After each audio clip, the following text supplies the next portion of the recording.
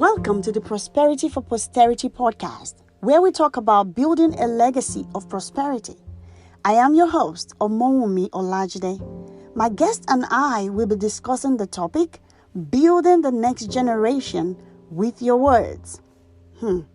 Get your pen and paper ready to take some good notes on this one, and sit back and enjoy.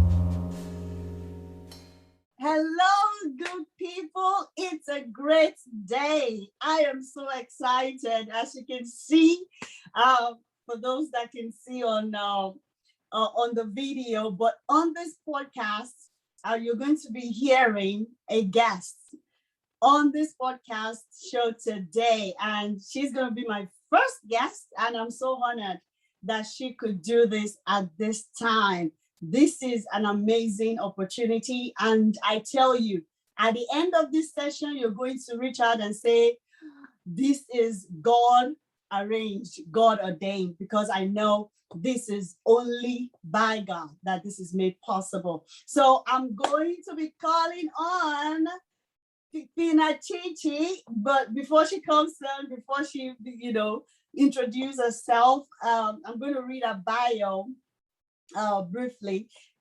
Phinnah Chichi is a passionate parenting teens educator / consultant and a teens personal development coach who has worked with parents of teens and teens for over 15 years.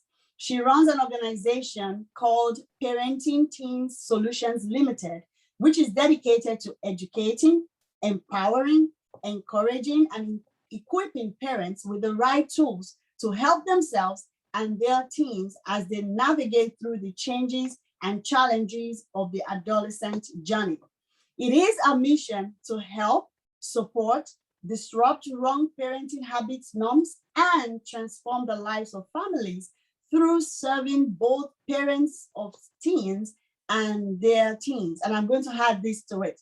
She believes that raising teens does not have to be stressful, and that when we know better as parents, we do better. Phinnah, I'm so excited to have you on today. Awesome. Thank you for being here. You are welcome. You are welcome. Thank you so much. So, Phinnah, beyond the bio, right, that I just read, I want you to introduce yourself. Who is Phinnah Chichi? And maybe as a bonus, today, tell us, does your name have a special meaning to it? All right. Yes, Let's meet yes. Phinnah Chichi. Oh, thank you so much. So my name is Phinnah Chichi. I love to call myself phenomenal Phinnah Chichi because I'm unique, and I really, really embrace the uniqueness that I bring to the table. Now, Phinnah comes from the name Josephine, and Josephine is a Hebrew name that stands for God's gifts. And funny enough, my name Chichi, it's the full meaning of Chichi is Chinyelu, which means I'm a gift from God. So I really, really do embrace my name, that I am a gift. I was a gift from God to my parents. And it's been, I've seen that manifest through my journey of life, the fact that I am that gift. And I really appreciate it. Yes. Awesome. Wow. Yes. I can testify. You're a gift to me this this weekend.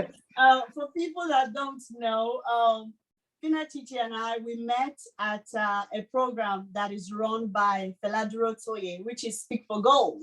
And over this past weekend, there was a convention, an inaugural convention of that program. And that is where I heard Phinnah Chichi speak live, and because she was coordinating, facilitating one of the sessions. And it was a blessing because that session was supposed to be a breakout session, but God so much arranged it that it became a session on its own, that everybody got to receive that gift. So you're a gift that keeps giving. I receive you as a gift to me today. And I thank God even for that, opportunity to be able to meet on that platform. So, excellent. You're welcome.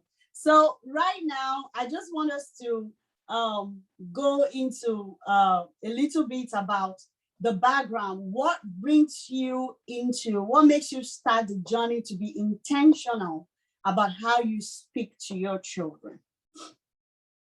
It's a very great question, and it comes from a personal place. It comes from a personal place. When I was growing up, my dad died when I was 5 years old, and that took a big hit for me because I'm the oldest, and I was the one that knew him more. So him dying really affected me growing up. I felt he rejected us. I didn't understand what death meant, and no one explained it to me. My mom was in shock, so she was mourning. She was, she couldn't think beyond what was going on. And I had no one to explain to me what death was. So I put a lot of assumptions about what death meant. And I just said he left us, he rejected us. Wow. So I grew up with that sense of rejection for a long, long time. Wow. And when I look back, I think if someone had communicated to me, that assumption I made would not have played a part in my life. Wow. So I was very sensitive because of that. When I heard an auntie shout or someone just tell me off, I felt it really affected me. And I knew right from when I was a kid, I knew that when I was older and had my own children, I wasn't going to shout at them. There was just something about when people shouted at me, it just made me remember my loss. It was just some connection. And I remember back then people used to say, because we were born in London, and when we moved back to Nigeria after my dad died.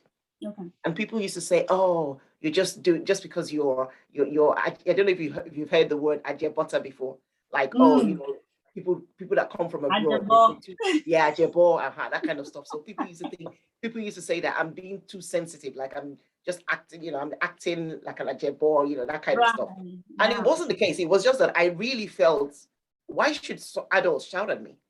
Why couldn't they speak? What was, did they need to shout? I looked at shouting as such a, I was so disgusted by it, to be honest, as a small girl. Wow. But I tell you something, when I became a mom, early in my early days, I found myself shouting. Because that was what I saw. That's what I knew. And I caught myself. This was very early. My son was a few months. Not a few months, no, about 2 years, not a few months. It was 2 years. I caught myself and I said, what's that?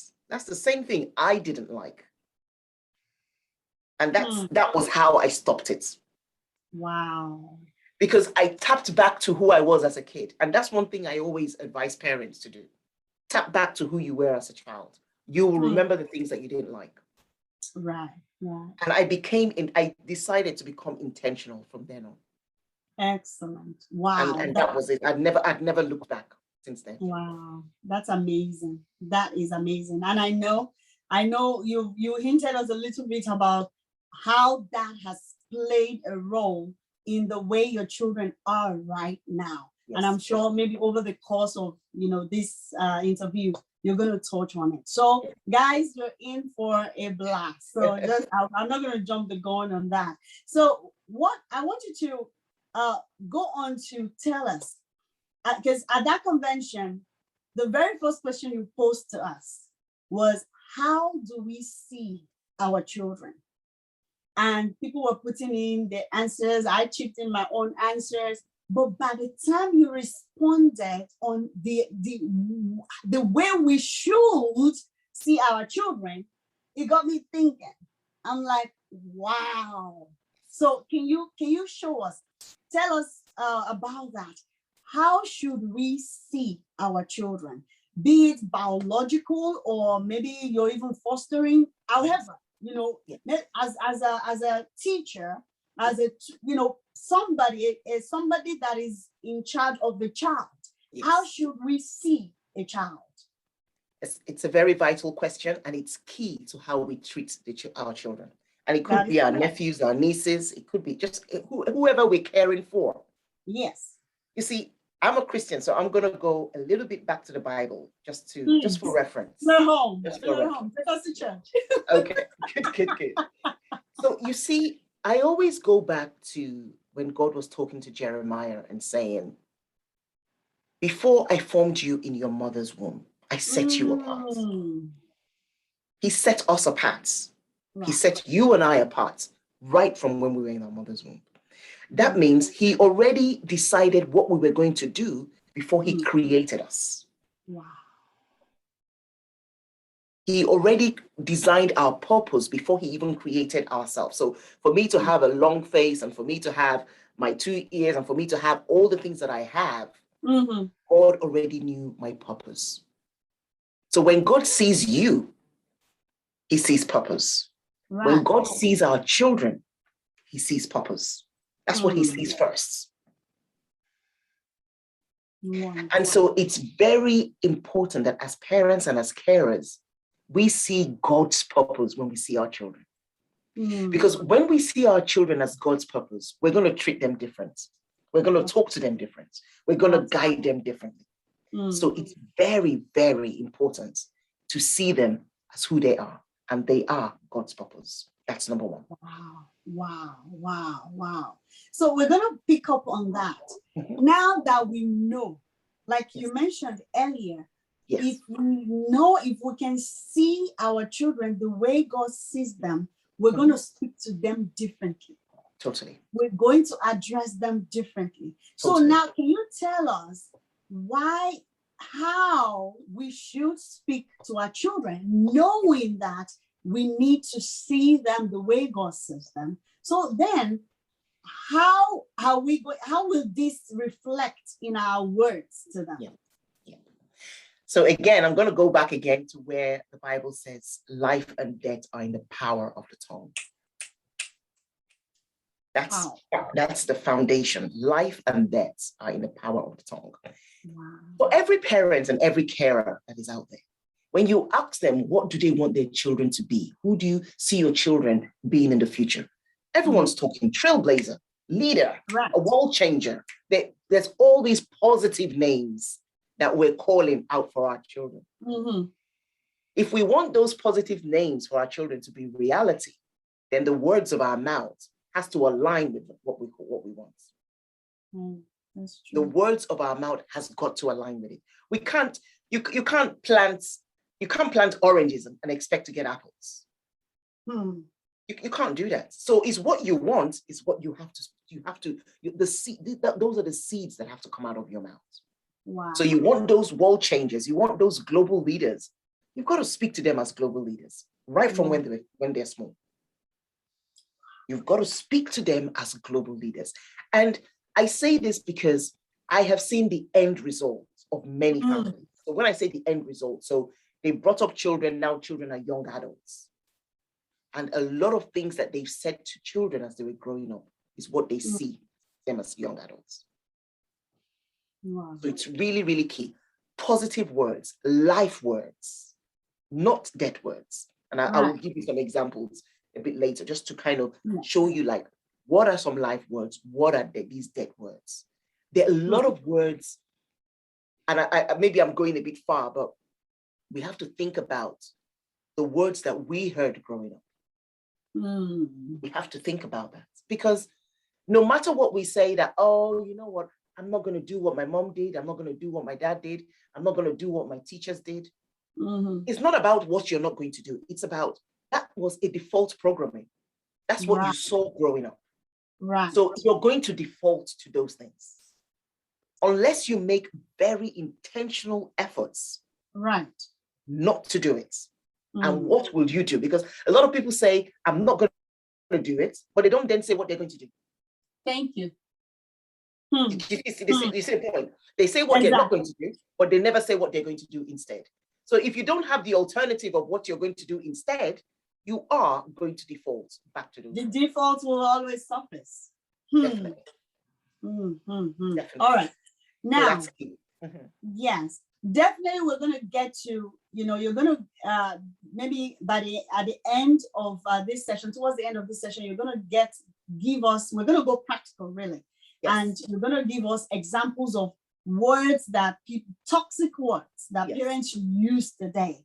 Yes. Because one thing that I've noticed is social media had exposed a lot of people to those toxicity, actually, like things that you don't think should happen in a home. You see it all over social media and you wonder, is that a life? Yes, totally. Totally. So a lot of these things exist. Some people might not be exposed to them, but it's good to have that exposure of those toxic words so that when you begin to see yourself creep up, or you see them creep up on you, just like you said earlier, that you caught yourself, when your kid's a kid. I mean, a little. So we're able to catch ourselves and employ the alternatives. But I said that is going to be towards the end. So another point that you mentioned at the convention was the need to start unlearning and then relearn. And that definitely, of course, is going to come into the toxic words and then the new ways of talking now that we need to begin to look into. But you addressed it in the fact that all we've known is the parenting styles we grew up with. So then what do we then do to unlearn? Tell us a little bit about that. Okay. How does that come into play in making sure that we begin to speak life to our children as they grow up? Yeah. Okay, so the talk about the learning and unlearning, I saw a quote, and I don't think Alvin Toffler, who wrote this quote, he didn't say anything about parents on the quote. He just said, the illiterates of the 21st century are going to be those who are not going to be those who cannot read or write. They're going to be those who are not willing to learn, unlearn, and relearn. And in this journey of parenting, I have found out there's a lot of resistance to learning. There's a lot of resistance to unlearning. And we are parenting 21st century children. Right. So if we don't embrace the learning, unlearning, and relearning, we will really be the illiterates of the 21st century. That's what we will be. Literally, we will be the illiterates, because illiterates are not about who cannot read or write anymore. No, because people that can read or write, they can hire people that can read and write and sort that out. But if we're not willing to learn and unlearn, we are going to be stuck in the past. And guess what? Our children are going to be moving forward. So the gap between the parents and children are only just going to get wider and wider, because today's generation, they're not waiting for parents to catch up anymore. The parents need to grow. As our children are growing, parents need to grow as well. And we grow in the terms that we learn. There's nothing embarrassing about learning about parenting.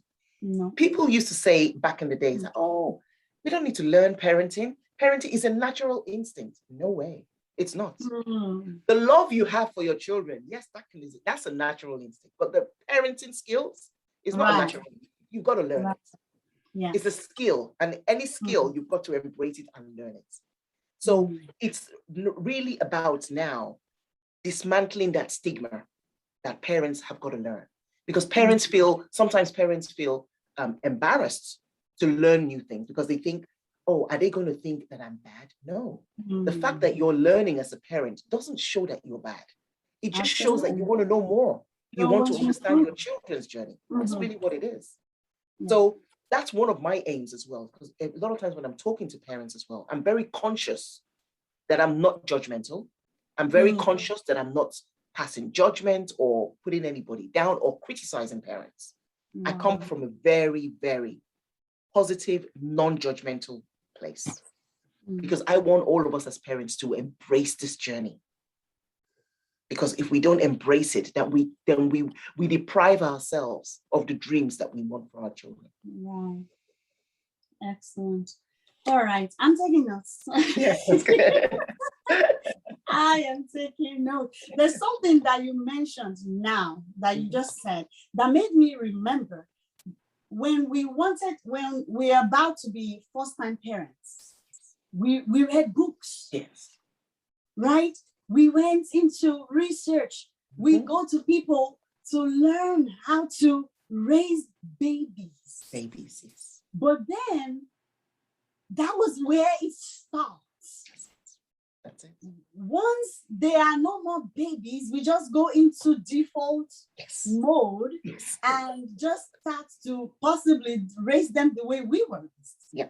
Totally. Wow. All right. So before we continue, I think this is a very good time to tell us, people that are like, I'm ready to learn. I need, I need every help I can get at this point. Can you tell us, what programs do you have for parents? I know you work with parents of teens and even the teens themselves. Yes. Can you highlight your program at this point before we come back to the business of the day? Just because I'm sure some people are like, I want to learn. Now you learn before they are babies. You were able to, before they start talking, you are able to take care of them and, as they grow. But once they start talking, you just threw every other thing in the, in the bin, and it just went autopilot. So tell us, what programs do you have for us, for the parents of teen? I'm a first-time parent of teen. My daughter turned 13 this year. Oh, wow. Oh, awesome. Yeah. Congratulations. Exactly. I have two. I have a boy and I have a girl. My son is 11 and, of course, soon to be teen as well. So tell us, what programs do you have for teen parents and the teens as well? The teens as well. Okay, great question. I'm always being current with what's going on in the world today. Because I'm very passionate about this area, parenting and teenagers as a whole. I'm always very open to getting new things and getting new ideas. So the programs that I do have some group coaching programs for parents of new teenagers. I've got a program for new teenagers themselves as well, that I run periodically. I also have a program called Restarts. And Restarts is for parents who have gone through the journey, but are thinking, I don't think I did it right. I want to kind of make a fresh start. I started that one last year, and that was quite emotional as well, because a lot of parents, and I picked that up yesterday as well in the convention, where a lot of parents were already teary because of the things that they had done. And this Restart program gets parents to just press the reset button and I won't say forget, but don't carry the mistakes of the past into this new phase that you want to do now. Our children are open to forgiveness. Our children are so great if we really get to know them. Exactly. Our children love us, no matter what we've done. But the key in the shift is us being open and vulnerable and saying, you know what, I didn't know what I was doing. Now that I know better, I want to do better. And taking that journey with them. So that Restart program, I show them how to restart, get their children involved as well in the restart journey, and then take the steps to actually talk differently, treat them differently, correct them differently. So those are the kind of things I do. I also have an online program called Shout Less to Connect More. Wow. Because I believe in the no shouting stuff. Some years ago, I did a no shouting challenge on Facebook, and it was so, everyone jumped on it. I mean, it was so, hundreds and hundreds of parents came on it. But I found out that still, parents were still shouting at their children. And again, that's something that has been defaulted. It's something we grew up with, shouting. Right. So this program I have is Shout Less to Connect More. So I believe that I'm not going to get a parent from shouting, not shout at all. I think they need to step by step. So shout less first. Yeah. Then the more you shout less, or the less you shout, the more reasons you will have not to shout anymore. Right. So it's called Shout Less to Connect. To connect. It's an online course, but I also run every now and then a live session with it as well. So those are among the programs I have. For teenagers, I have Motivate to Revise. So this is a program where I have put like 10 skills together for teenagers who are studying for exams or studying for tests. And they learn these skills because these skills is what's going to help them actually get better in their studying techniques, get better as they study for any exams whatsoever. And these are soft skills. These are skills that they learn: resilience, ask the skill of asking questions. Many teenagers fall short from asking questions. They feel embarrassed to ask questions. And you see that the teenagers who go far, who excel, they're not ashamed of asking questions because they want to know. They're curious. So it's getting teenagers to embrace the fact that asking questions doesn't mean that they're dumb. Did you see what I mean? Because a lot of time, because I work with teenagers, that's one of the biggest problems many of them face. I don't want to ask because people are going to feel that I don't know it, and they stop themselves from asking questions. And when they don't ask questions, teachers kind of assume that they're not. They know, you know, that they know, or that they're not confident enough. So asking question even increases their level of confidence. So those are all the kind of things that I teach. I talk to young people about, mentor young people, and coach young people. Excellent. And so, we put them all together. Awesome. Thank you. Wow, you loaded. Excellent. All right. So back to, I think I have about 3 more questions for us, to go. So now you mentioned earlier about if you shout at your kids, they will go somewhere else to get, their attention will be focused on something else. And at the convention you mentioned, the world is at their fingertips right now. There is just you shouting out there, right? In the living room. They're in their room with their headphone on and they're talking to the world. Can you talk to us about that? What is the danger? What are the dangers out there that we are pushing? We might think my son is in the room. Or my daughter is in the room, but we push them out. Totally. Because they are with their headphones on their device. They are in another land. While they are still thinking they are in their room. Can you tell us the danger of when we shout at them, when we shut them down? Because when you mentioned that they don't want to ask questions, it possibly started at home. When they start asking questions, you're like, why are you asking so much questions? You should know already by now. That's just dumb. And it shuts them down. Oh, totally. It shuts them down. So can you tell us the danger out there? I love that you say you're staying current. Please tell us. What is the danger out there? The danger out there is that the world is very, we all know it. Our value systems have changed. The things that we knew as this is the value, courtesy, respect, all that stuff in the world today, it's non-existent. All right. So for us as parents, if we want our values, if we want our children, and we talk about legacy as well, if we want our children to carry on with the values that made us and helped us be who we are today, we've got to pay attention.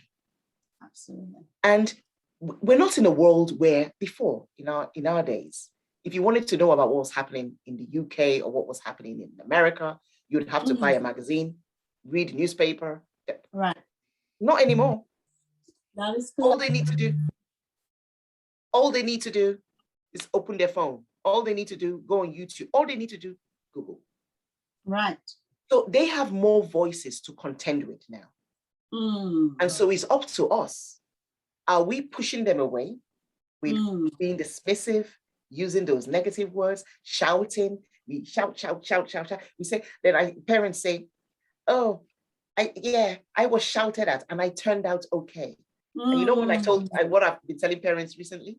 I said, oh, I'm so happy that you turned out okay. But please, can we break that cycle so that our children can turn out more than okay? Let me tell you the dangers of shouting. Okay. The shouting shuts our children up. They become fearful. It's now about fear.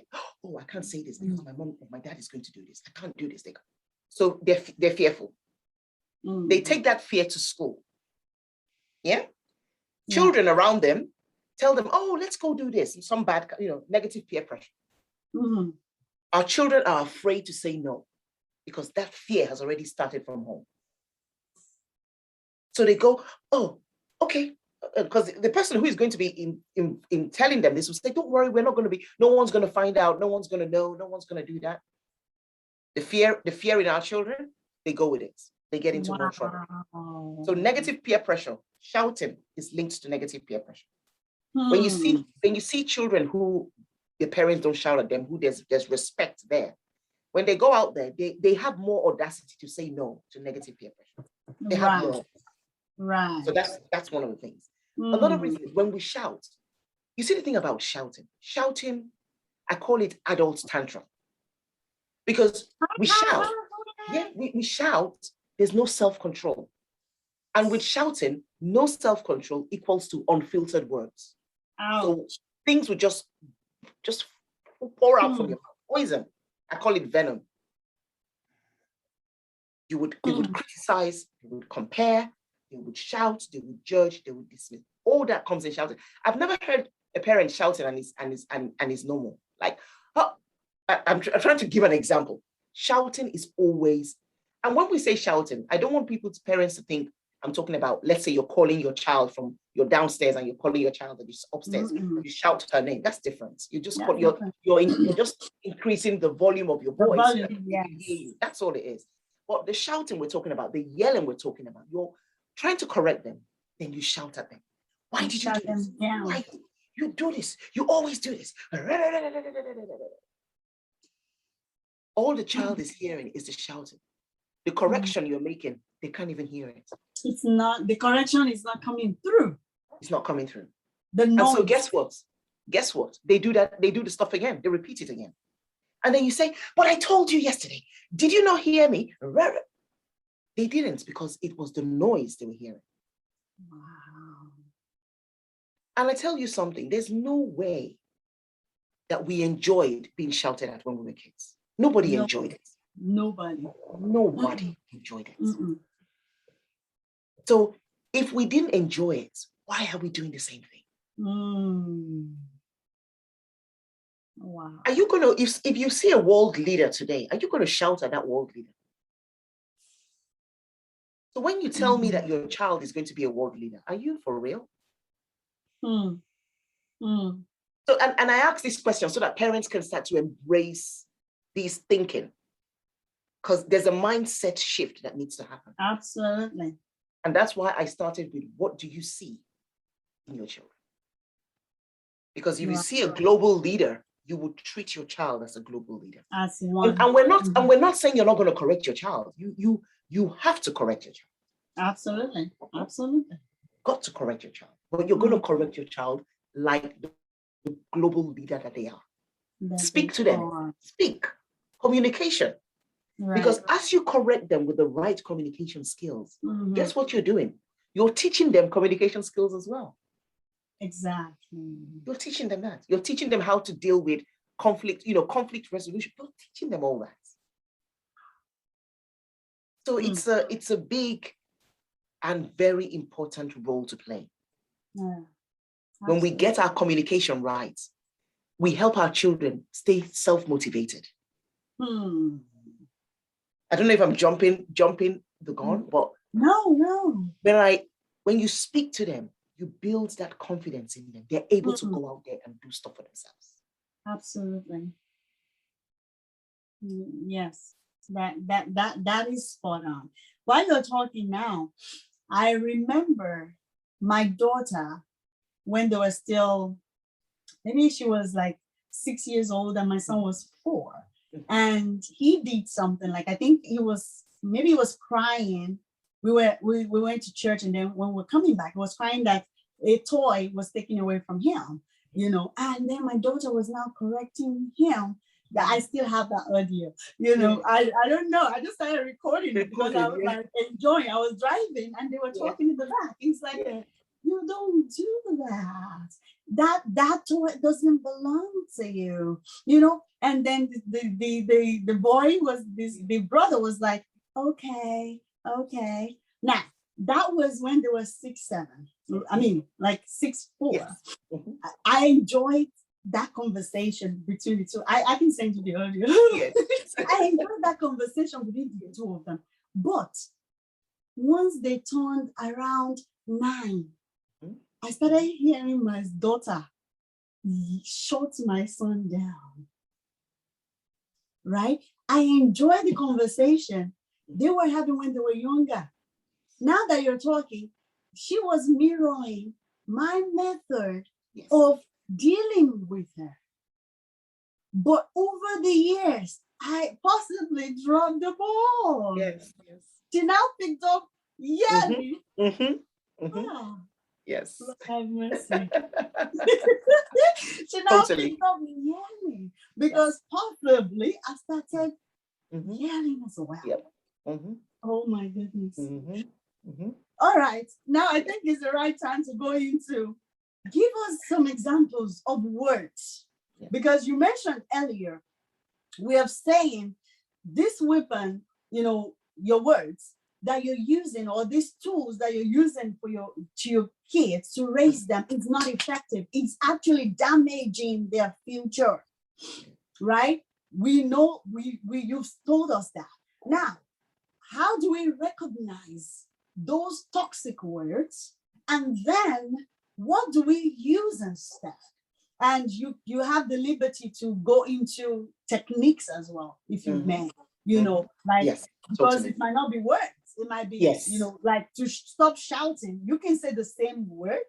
Yep, exactly. That you're saying while you're shouting. That's right. What is the technique?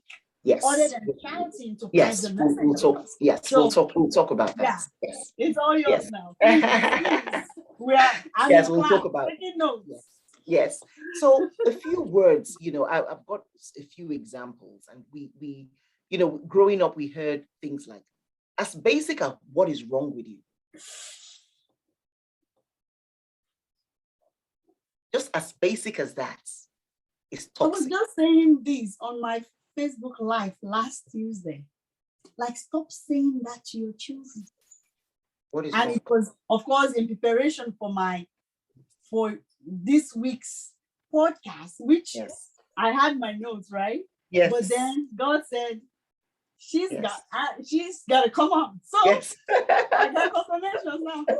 Yeah. Yes. Please go ahead. What is that? The question, what is wrong with you? Or I know this is from African parents, when the children come up with maybe they got 80% or 90%. Do the other people have two heads? Do they have two heads? And I hear a lot of adults laugh about that question, but that question goes deep, especially if you're talking to a sensitive child. Comparison starts to go up, place. Are you mad? Are you mad? Can't you listen? Can't you listen? Sometimes when it's hard for me to even say this word. To say them. They call the children stupid. Are you crazy? Are you stupid? Or how foolish? How foolish of you? So curse words start to come out, or you even have curse words in the native language that they speak to their children. Another one, actually, and this is not a curse word, but it's when you tell your child to shut up.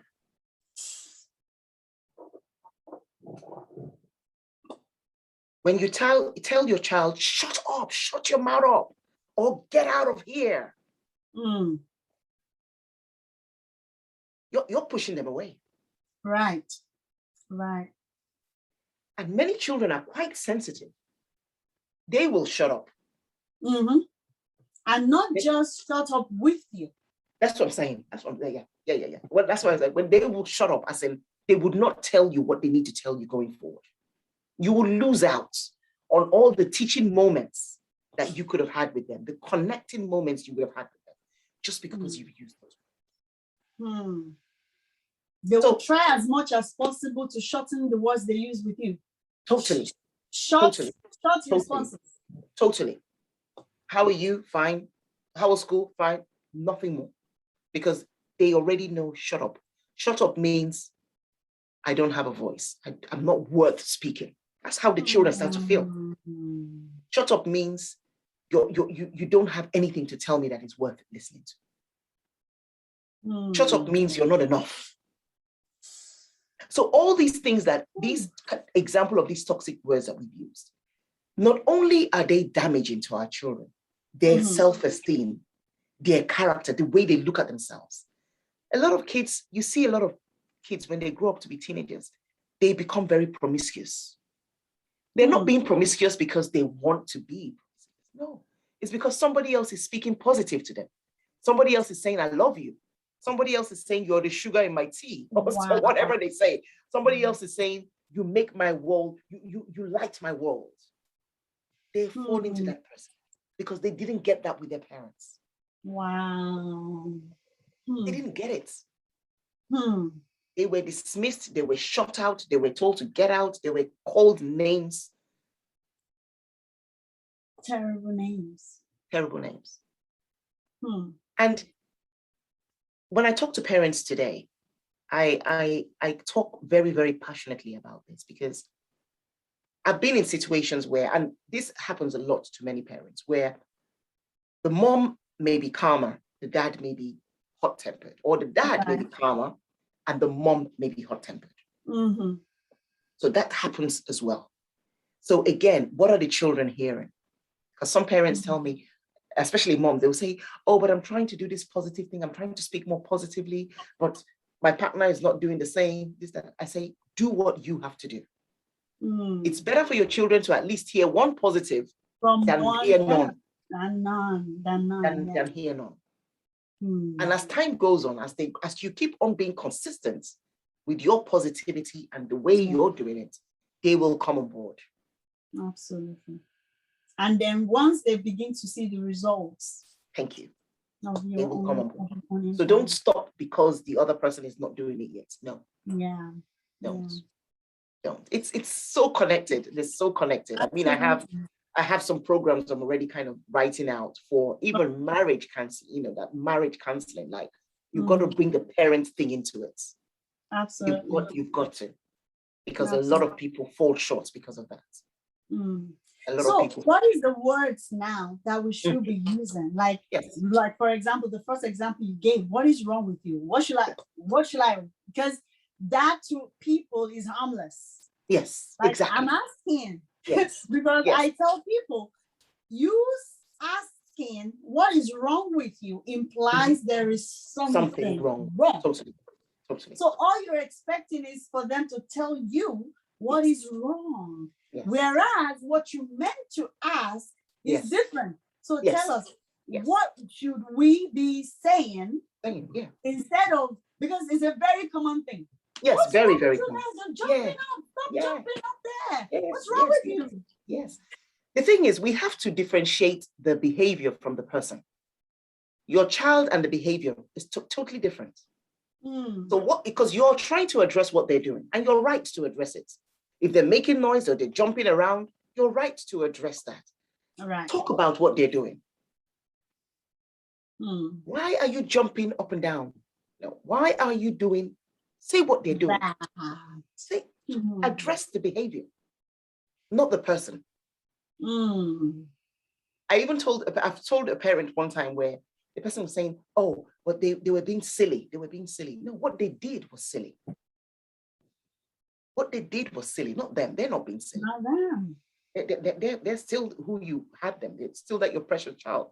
Is address the behavior. And when you address the behavior, they can hear you louder. Because you've addressed what they were doing. Now they're questioning themselves and saying, that's true, but why was I doing that?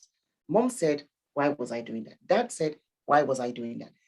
If you start telling them what is wrong with them, they will start to ask themselves, something wrong with me? What is wrong with me? Am I not this? Am I not that? They start to question their own selves. Right. And their inner, remember that our what we tell them becomes their inner voice. Right. So they might be doing something in schoolwork, and they don't get it right the first time. What is wrong with me? Oh, I can never get this right. What is wrong with me? Because again, that's what they've been hearing constantly. And when I tell this to parents, I always say, parents, it's not the end of the world. We can correct it. Yes. Don't think, oh, because I've done it as what. I've asked that question before. What is wrong with you? I've asked it before. But the key is, what do you then do about it? Right. What do you then do about it?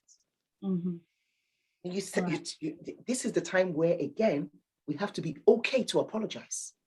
Oh, I didn't mean that, son. I didn't mean that. No, nothing wrong. Oh, no, nothing's wrong with you. I was trying to ask you, why were you doing that? Make the correction and affirm him or affirm her.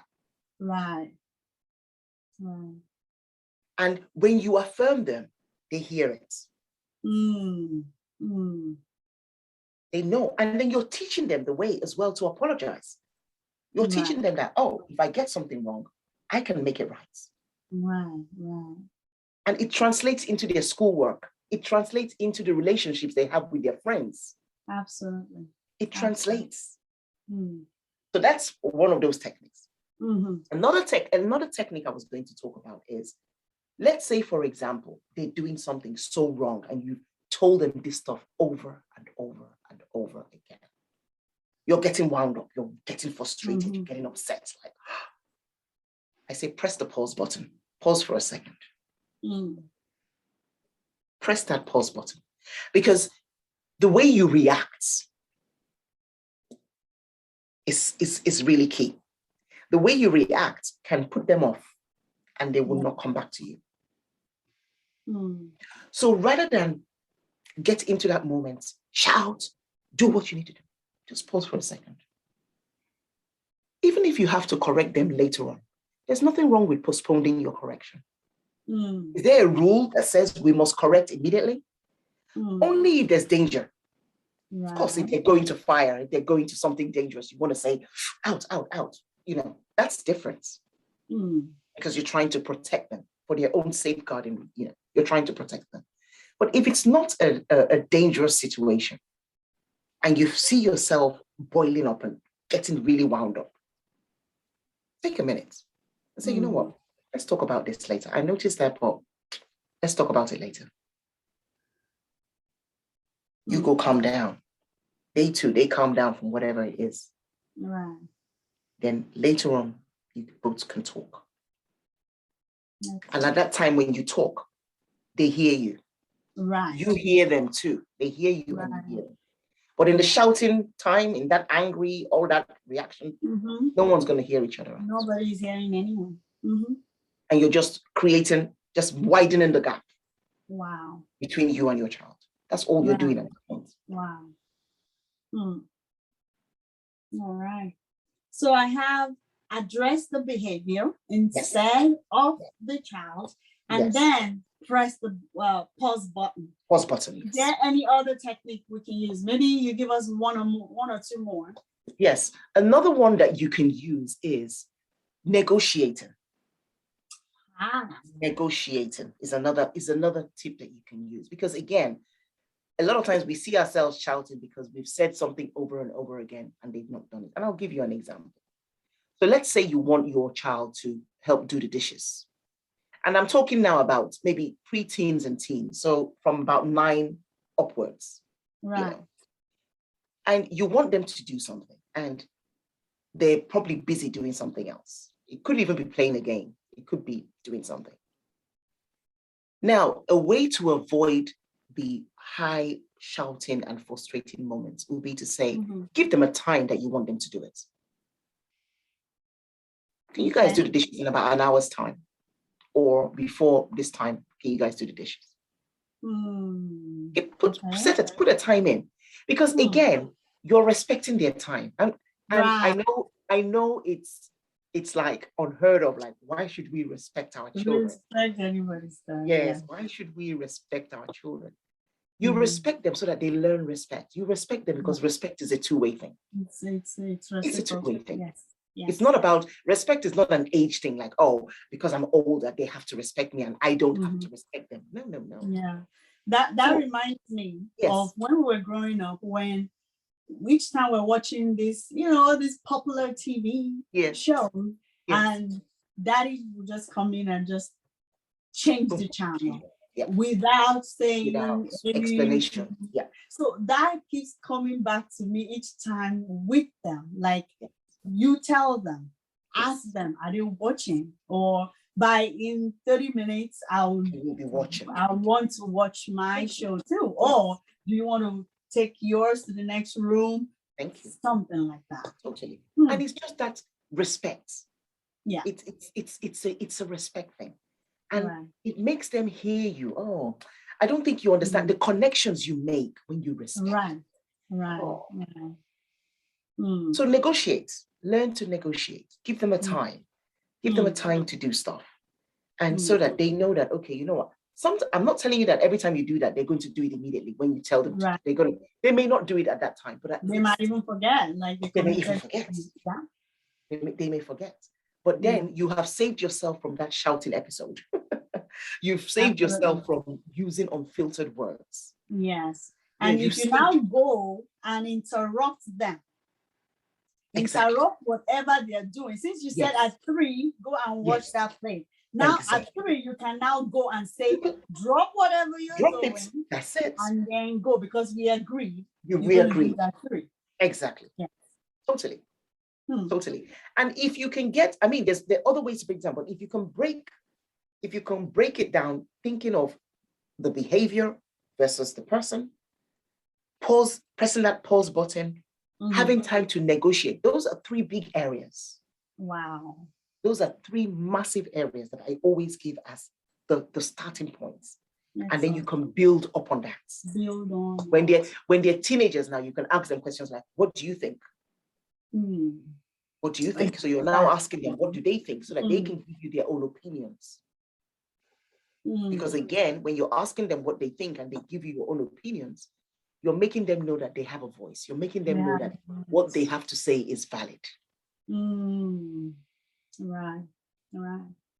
All right. Before I turn this to a master class, this is they need to come and work with you to hear more and, turn things around. I'm really, really, really, really, really excited that you were able to do this for us. And I thought we were going to get to that story. Can you share with us your own story about, with your son? How is he now? How has it turned out?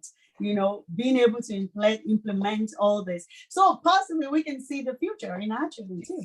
Totally. Using what you're telling us now. Yes. And I tell you, because all these things that we have shared, the strategies, the switching of the words, all these things with our mindset, what it does, not only does it help you as a person, because you're mature about it. It helps you with your self-control. It helps you with the way you carry yourself. It helps you with your relationship with other people as well, other adults as well. But what it's doing on the other side is that it's increasing your children's self-esteem and confidence. Confidence to go out there and achieve. Confidence to go out there and make mistakes, because they know that even if they make mistakes, they're not going to be judged. Right. They know that even if they make mistakes, they can still learn lessons from those mistakes. They're not afraid to make mistakes. So they will take the risk. They will go beyond even what you have thought about. They will go beyond. And because of the positivity in the relationship and your words, the life you've spoken to them, I used to say these things because my son, there was a time in the school would call, he was disruptive in class, he was talking in class, he was doing this in class. And I would tell him things and I would say, I know you. I know you. I said, and I will even be dramatic about it. I'll say, if you see what I can see about you, I'll do like my Nigerian mom. See what I can see about you. This stuff that they're saying that you're doing, it's not even in the picture. Where you're going. And I say, please go to school and prove your teachers wrong. Go and show your teachers who the real you is. And I'll leave it at that. Or sometimes we will now talk about what actually happened. You say, the teacher was teaching, but a friend asked him a question. I say, okay, you're a good friend. That's why you were answering your friend. But guess what? Because the teacher is speaking at that time, Let your friend, you answer your friend in the playground. Right. Answer your friend when it's time to go on a break. Mm. Did you see what I did? Exactly. I affirmed who he was or who he is, and then I gave him the correction of what to do next time. You taught him a strategy. Thank you. Hmm. So that when he goes out there and the friend is asking him, he will just tell the friend. Later. Mm-hmm. Wow. And that's how we just keep on going. And then also, he had a stage during the exams where he was thinking, should I do this subject? Should I do this subject? He was going back and forth on different subjects. And he will come and say, oh, I'm thinking of changing to this subject. And I'll go, oh, okay. What's the reason behind it? What are you thinking? He will say the reason. Fine. In the next week, he will say, oh, I've changed my mind. Because this, of course, this is still in the period where they're still thinking, they haven't got to the deadline. Change.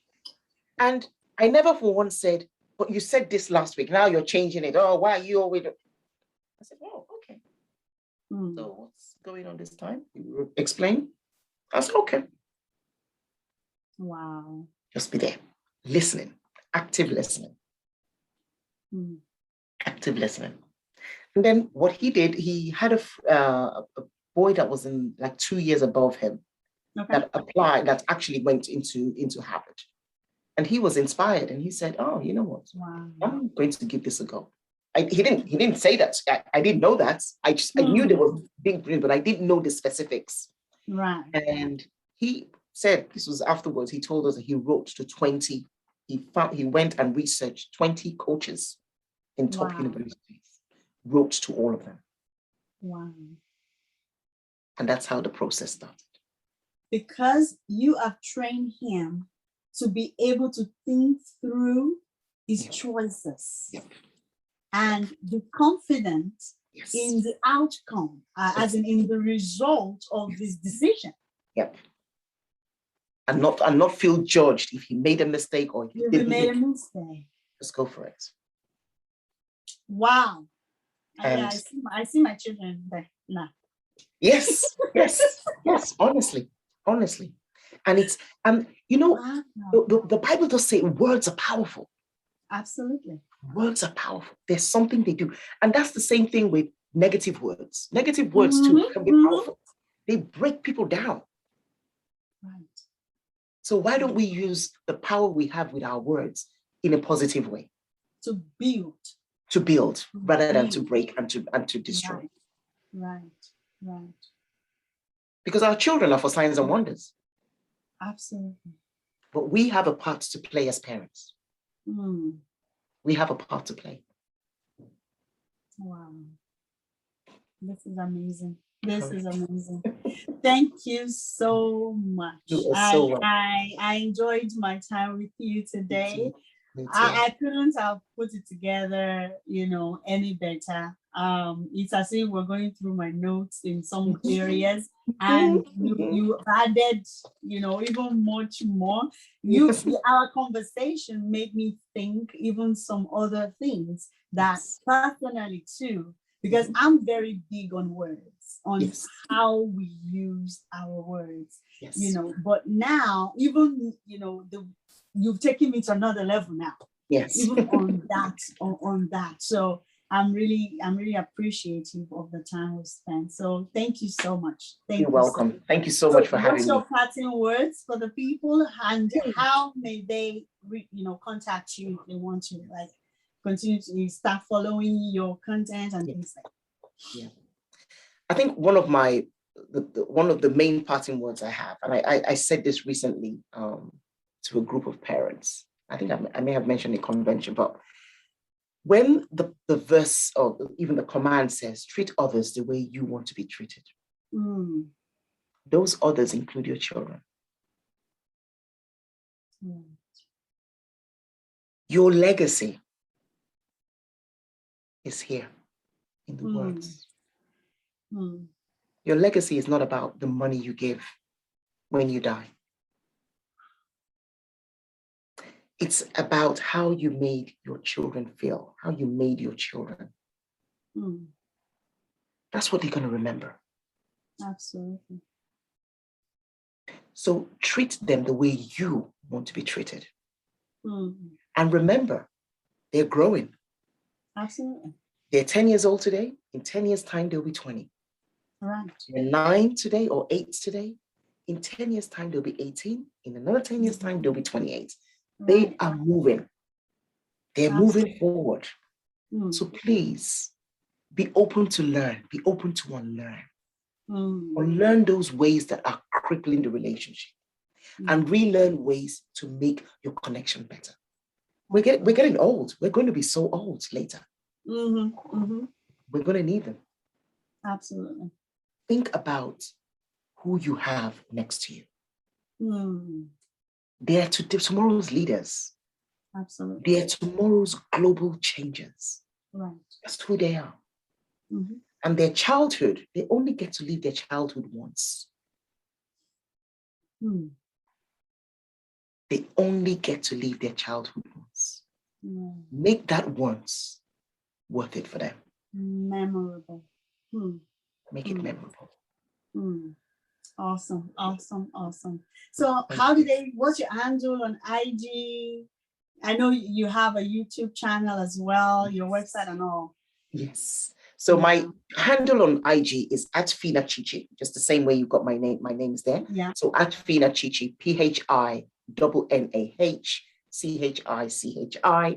I've also got a page on Instagram for parents of teenagers, and that's called Parenting Teens Solutions. So Parenting Teens Solutions. I'm also a podcast host. I've got my podcast is called Parenting Teens Solutions, where I talk to parents of teens on how to do this parenting journey altogether. I've also got a YouTube as well at Phinnah Chichi and also at Parenting Teens Solutions. So you can reach me. My website as well is at www.com. www.parentingteensolutions.com. And so, yes, so reach out to me on Instagram. I'm very active on Instagram. Reach out to me and then we can connect. And when I have programs coming up, they always, I always put those through on my bio and stuff. And it's a journey that we're all on together. Yeah. So let's just do it and do it right. So thank you so much, Mommy, for having me. I really appreciate it. Yes, you're welcome. Thank you so much. So there we have it, my good people. And I'll leave you with this, everyone. And there is an adage, a saying that I grow up with, and that is the fact that the child you neglect to build today will turn out to be the one that will sell the house you were building. So it's time to be intentional with your words in building this next generation. Before I wrap it up today, I want to use this opportunity to extend a special invitation to you. If you're listening and you are yet to be born again, you are yet to have Jesus as your personal Lord and Savior, today is the day of salvation. Pray that Jesus will come into your heart, forgive all your sins, and write your name in the book of life.